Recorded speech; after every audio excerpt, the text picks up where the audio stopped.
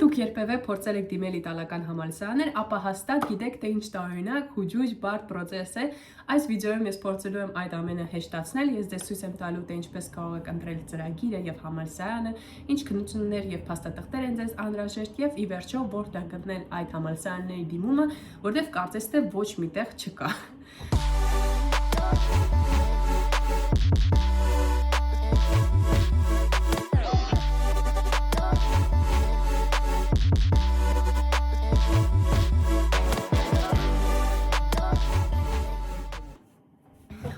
Երբ 3 տարի առաջ ես որոշել եմ, որ ես ուզում եմ սովորել իտալական համալսարանում, այն էլ անվճար,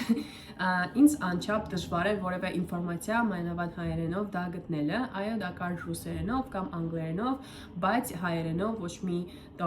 օրինակ չկար, որպեսզի իմանալ, թե Հայաստանից բա ոնց են դիմում։ Ճիշտն ասած, 3 տարի անցել է, ոչ մի բան չի փոխվել, դրա համար իմ օրինակով փորձելու եմ ձեզ ցույց տալ, թե ինչպես դուք կարող եք դիմել համալսարան։ Նախ առաջինը եկեք սկսենք, թե ինչպես դուք պետք է փնտրեք ծրագիրը։ Ես միշտ խորհուրդ եմ տալիս առաջինը խոսեք ChatGPT-ի հետ, քանի որ ChatGPT-ի Deep Research այնքան խորը հետազոտություն feature-ը շատ լավ օգնում է տարբեր համալսարաններ, մենակ Իտալիայում չէ, ընդհանրապես աշխարհում գտնելը։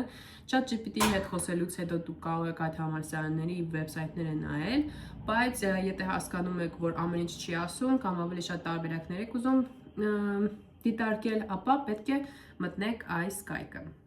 Հիմա երևի screen of share կանեմ, բայց ինքը Universe Italy-ա կոչվում։ Այդ կայքը մտնելուց հետո հիմա քայլ առ քայլ ցույց եմ տալու, թե ինչպես պետքա նախ առաջինը, հա, մտնում ենք վեբսայթը եւ ինքը ձեզ պես բան է բերելու։ Սա որ նշեցիք, պետք է այստեղ անգլերեն նշեք, քանի որ ուրիշ որևէ լեզու հիմնականում չեք իմանալու, նշելու ենք what to study choose նշելիս եւ օրինակ այստեղ search-ի բաժնում գրում եմ այն բաժինը, որը ինձ դուր է գալիս, որտեղ ուզում եմ կրթությունս այդ բաժնով շարունակել։ Իմ դեպքում դա եղել է economics-ը, բայց ես կգրեմ business։ Օրինակ, business ենք search տալիս, տեսնում ենք, թե ինչ ծրագրեր է բերում։ Բայց այստեղ ինքը նաև իտալերեն ծրագրով է բերելու, բայց հիմնականում իմ դիտորդները անգլերեն գիտեն, մենք նշելու ենք այստեղ անգլերեն եւ first level-ը դա բակալավրն է, որպեսզի այն բերի բակալավրի բիզնեսի ծրագրեր անգլերենով։ Եթե դուք մագիստրատուրայով եք ուզում, նույնը անում եք ուղղակի second level-ն եք նշում, դա մագիստրատուրան է նշանակում։ Իդեպ Անգլիայում, այո, բակալավրը 3 տարի է, դրա համար եթե դուք gap year վերցնեք, այսինքն մի տարի չգնաք համալսարան, հետո նույն տարին եք ավարտելու, ինչ որ դասարանցիները, դրա համար ես շատ չեմ մտածի gap year վերցնելու խնդրի մասին։ Okay. So, եկեք օրինակ անցնենք պետական եւ ոչ պետական համալսարանների վրով, քանի որ ստե կարող եք տեսնել, որ այս Լուիջի Բոկոնին, որին առաջինը բերել է, դա նախ ոչ պետական համալսարան է։ Դա ստուգելու համար դուք ուղղակի copy եք անում, բերում եք, ու ինքը ստե գրելու է օրինակ private university։ Private university-ների խնդիրը այն է, որ իրանց ուսման վարձը շատ բարձր է լինում։ Կրթաթոշակի դիմելիս, այո, միգուցե այդ համալսարանը տրամադրում է դասյու կրթաթոշակը ու բոկոնին տրամադրում է, բայց ձեր ռիսկը ավելի բարձր է լինում, քան թե պետական համալսարան դիմելու ռիսկը։ Եթե պետական համալսարան եք դիմում, ապա այո, դեկտեմբերի մոտավոր իմանալու եք, որ անցել եք կրթաթոշակը, ստանալու եք, բայց ոչ պետականների դեպքում, եթե դուք օրինակ չանցնեք, դուք ստիպված կլինեք, որ վճարեք 20,000 ուսման վարձ եվրո։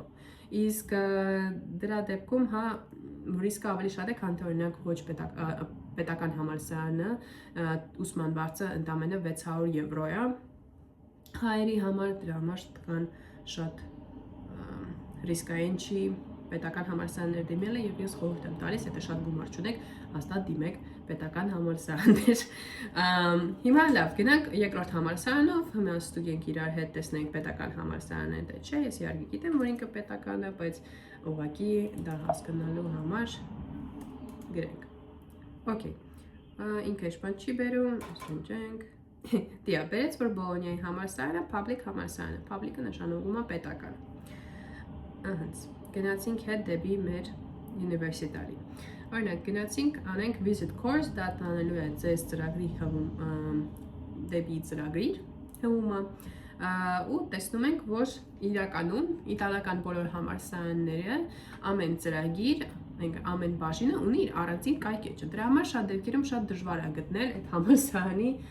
դիմելու տեղը, քանի որ մի հատ վեբսայթ չի, որ համալսարանը ունի, ինքը ունի 1000 հատ վեբսայթ, ու հենց ձեզ հարկավոր վեբսայթը շատ դժվար է գտնելը։ Բայց ունիվերսիտետի միջոցով դա անելը բավականին հեշտ է, դրա համար միշտ խորհուրդ եմ տալիս այնտեղից սկսեք։ Հիմա ինքը ասելու է, օրինակ, ստեղ էլ մենակ անգլերեն ու իտալերեն տարբերակներ, այսինքն եթե անգլերեն չգիտեք, դուք ոչ մի տեղ չեք կարող, օքեյ, դիմեք, էլ չենք խոսում այնտեղ սովորելու մասին, քրթաթոշակի մասին, եթե դուք չիմանաք անգլերեն, դուք նույնիսկ դիմել չեք կարող։ Okay, հիմա տեսնում ենք այստեղ գնում ենք admissions ու ինքը ձեզ բերելու է օրինակ program enrollment requirement-ները, վերջնաժամկետները, մեթոդները, որ սովորում եք եւ այլն, ինքը ասելու է միջազգային ուսանողների համար ինչ է անհրաժեշտ ծրագիր, այստեղ կարող եք տեսնել թե ինչ դասեր եք անցնելու, ինչը ինքը ձեզ ուզում է որ պատրաստեք, հետո ավարտելուց հետո դա աշխատեք եւ այլն, ամեն ինչ ծրագրի մասին դու այդ ծրագրի վեբկայքում գտնելու եք ու դա անելու համար հա ձեզ ընդամենը պետք է ունիվերսիտետի կայքեջը չկամ ChatGPT-ին, Gemini-ն էլ կարող եք օգտագործել, prompt-ը մոտավոր կարող եք գրել հետեւյալը, օրինակ hey, would you please give me bachelor, would you give me universities in Italy or bachelor's degree in economics in English. Ինքը ձեզ բերելու է,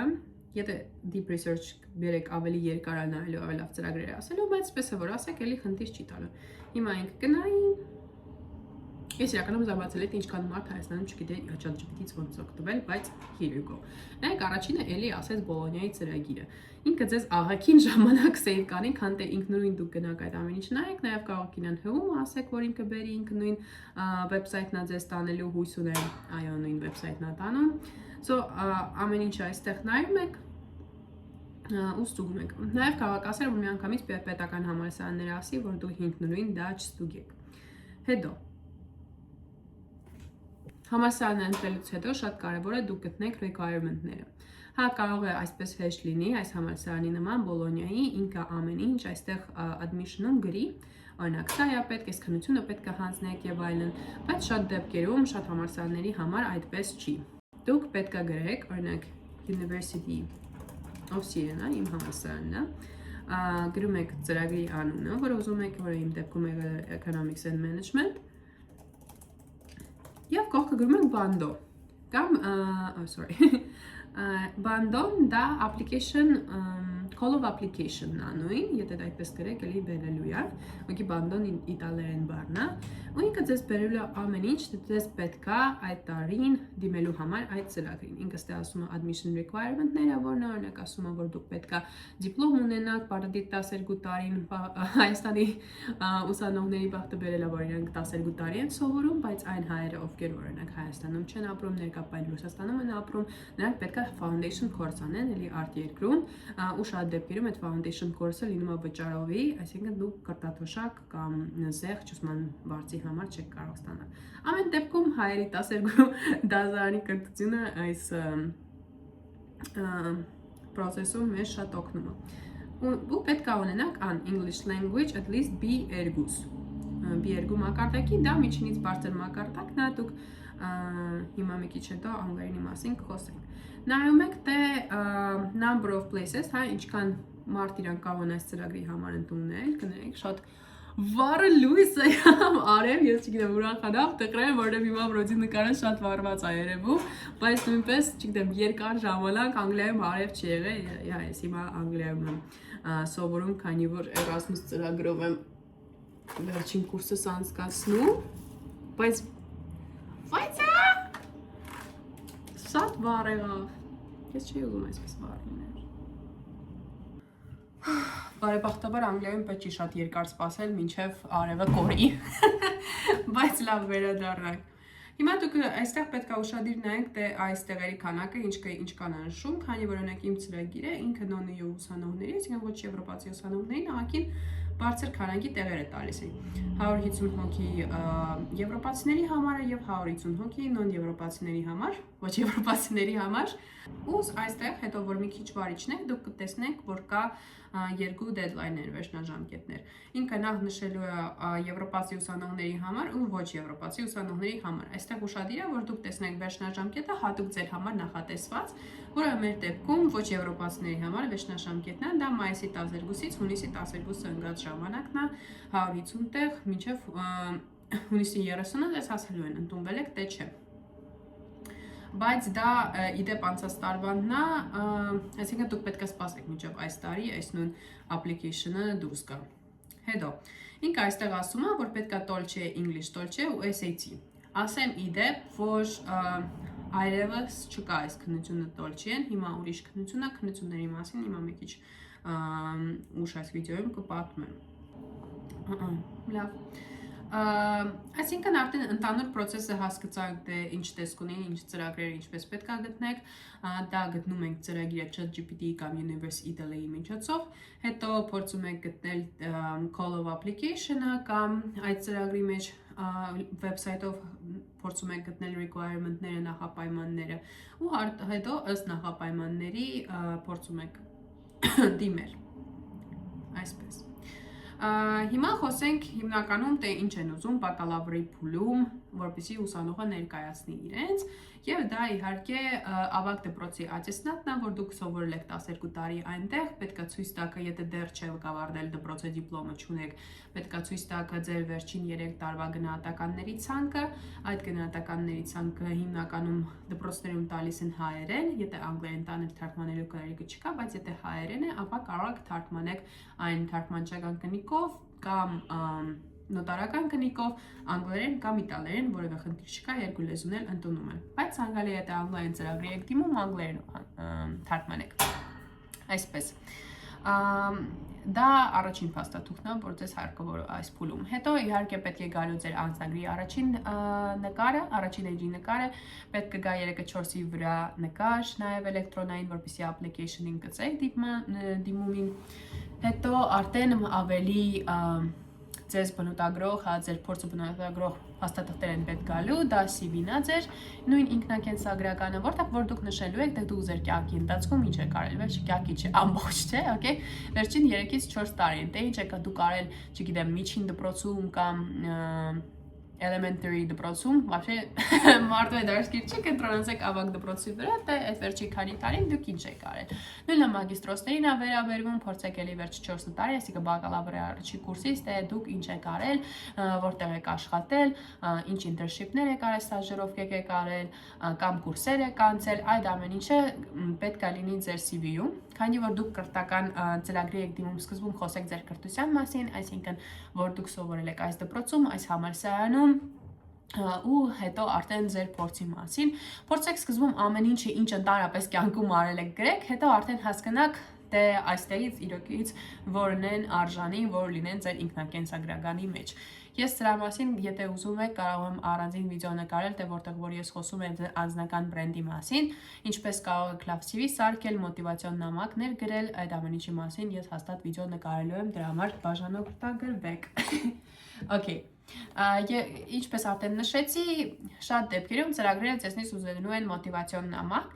դա այդքան էլ լուրջ evaluation-ի մաս չի, այսինքն ձեզ մենակ ըստ ձեր մոտիվացիոն նամակի չեն ընդունելու, որը կարող է ամերիկական բուհեր ընդունելու շատ մեծ դեր խաղա, այստեղ էլ է խաղում, բայց այդքան շատ մեծ չի, ինչպես ձեր դպրոցի գնահատականները եւ քննությունների արդյունքները։ Բայց ամեն դեպքում դուք պետք է ցույց տաք, որ դուք գիտեք, ինչի համար եք դիմում այդ ծրագրին, դուք գիտեք, որ ուզում եք հետագայում այդ ոլորտում աշխատեք, դուք ձեզ ոնց եք պատկերացնում 5 տարուց, ինքը շատ տարբերվելու է, տարբեր բուհերը, տարբեր հարցեր են տալու, բայց դուք պետք է ձեզ ներկայացնեք, դուք պետք է ցույց տաք, որ դուք շատ եք հավանում ծրագիրը, որ դուք օգուտ եք տալու համալսարանին եւ ցույց տաք, թե ինչու հենց այդ համալսարանն է, որ դուք ընտրել եք, այնտեղ շարունակեք ձեր կրթությունը։ Դրա մասին ավելի մանրամասն իմ էսեյների օրինակով ես կարող եմ այո վիդեո նկարել։ Եյ, բայց այս վիդեոյում, քանի որ շատ ինֆորմացիա կա, ես դա անել չեմ կարող։ Հետո,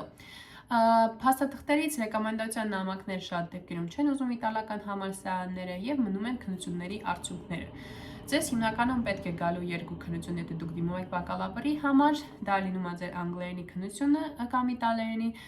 եւ երկրորդ թեստը դա առարկայական թեստն է։ Շատ դեպքերում մագիստրոսական ծրագրերը առարկայական թեստեր չեն ուզում, մի քանի ծրագիր կա, հիմնականում ոչ պետական համալսարաններն են, որ ուզում են GRE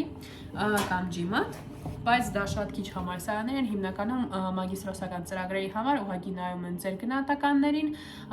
եւ ձեր փորձին։ Բայց եթե դուք բակալավրում եք սովորում, ապա դուք կարող եք փրկել ձեր վառ դպրոցի գնահատականները ձեր քննության արդյունքներով։ Եթե լավ հավաքեք իհարկե։ Այստեղ սկսենք երևի հենց անգլերենի քննությունից եւ իտալերենի։ Անգլերենը մի քանի քննություն կա, որ դուք կարող եք հանձնել, դա TOEFL-ն է, IELTS-ը եւ Cambridge թեստը, ցավոք Duolingo թեստը չեն ընդունում, որը ավելի մատչելի է։ Հիմնականում նրանք բոլորը լինում են 200-ից 220 դոլարի եվրոյի կարգի, չգիտեմ հաստատ 3 տարի առաջ վերջինը հանձնել չեմ հիշում, բայց այդ սահմանում են լինում, այսինքն 100,000 դրամ։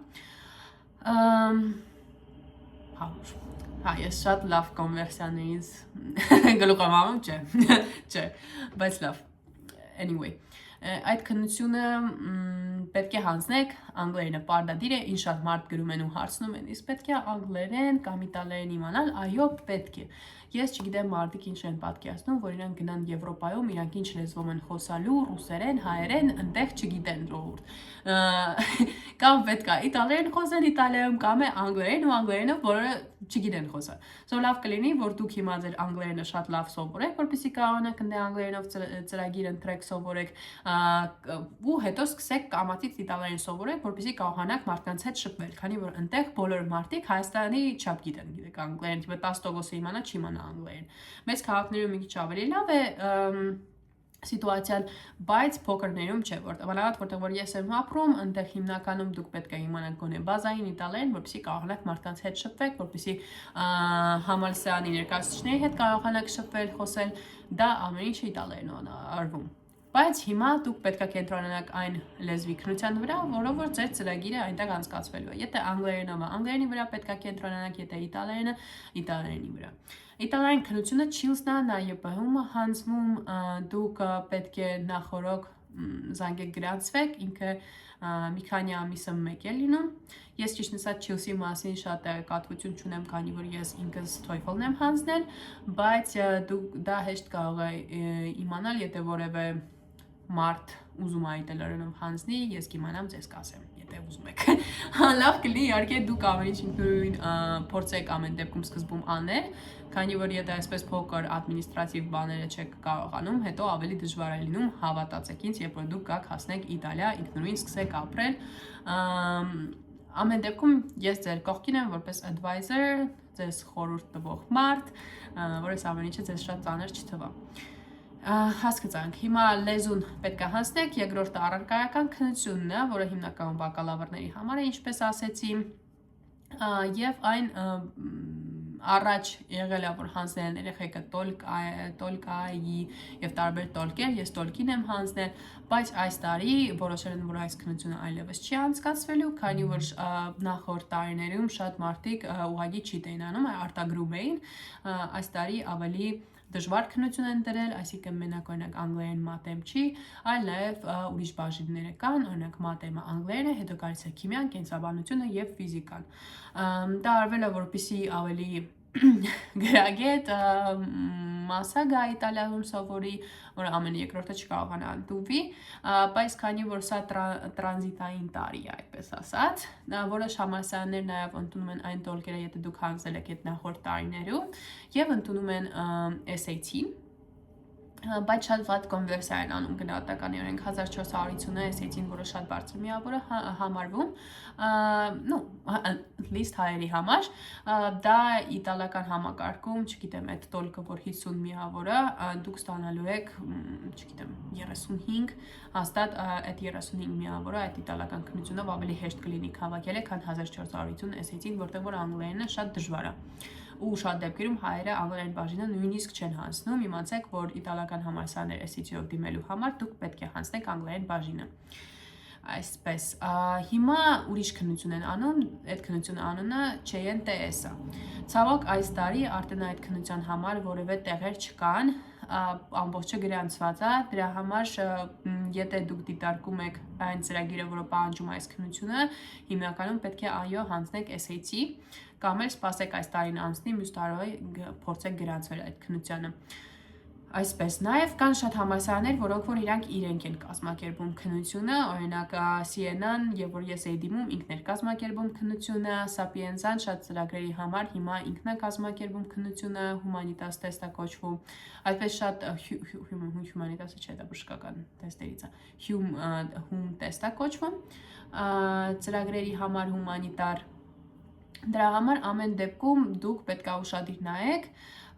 եւ փորձեք տեսնել թե այդ բանին ինչ տարբերակներ ունեք, okay, կարող է մյուս տարի ավելի ճիշտ կլինի ձեզ համար սովորելը, քան թե SAT-ին հանձնելը ու ցածր ստանալը, բայց փորձեք այդպես փաստաթղթերը այս կանոն էին, դրանից բացի այս փուլում ընդունելության փուլում շատ բան չեն պահանջում, այսինքն հետո դուք ընդունելությունից հետո պետք է փաստաթղթեր ներկայացնեք, օրինակ դիպլոմը պետք է վավերացնեք ու դա հստակ process է, որը պետք է դեսպանատան միջոցով անեք, եթե համալսարանը պահանջում է, բայց այս փուլում դուք ուղղակի պետք է սպասեք մինչև ռեյտինգները ելնեն, այնտեղ ռեյտինգ է լինելու, թե ցանկացած ուսանող այդ 150 հոգու համար, չէ, որ կար Siena-ի համալսարանը օրինակ, անցել է այդ 150 հոգու մեջ է, թե չէ։ Ինքը մեծ ցուցակ է լինելու, ձեզ հատուկ օր են ասելու թե երբ են այդ ցուցակը տեղադրելու վեբսայթում, դուք այդ օրը մտնում եք ձեր login-ով, password-ով ու տեսնում եք անցել եք, թե չեք անցնել։ Օրինակ անցած տարի Siena-ի համալսարանը մոտավոր 600 հոգի դիմել էր ու ընդամենը 600 հոգուց 150 հոգին է անցել, դրա համար բավականին մրցույթային է, պետք է դիմեք ինչքան հնարավոր է բարձր միավոր ստանաք, որպեսզի կարողանաք անցնել սովորեք Իտալիայում։ Ու հետ ասեմ մի բանից, որ իրականում իտալական համալսարան ընդունվելը ամենահեշտ process-ի մասն է, հետագայում ավելի դժվար է լինելու այդ փաստաթղթերը վիզայի համար սարքելը, դիպլոմի վավերացումը անելը, հետո այնտեղ տեղափոխվելը, դրա համար ինչքան հնարավոր է հիմա կենտրոնացեք, որ այս հեշտ բանսնի, քննությունը հանձնեք, անգլերենը հանձնեք, որ հետո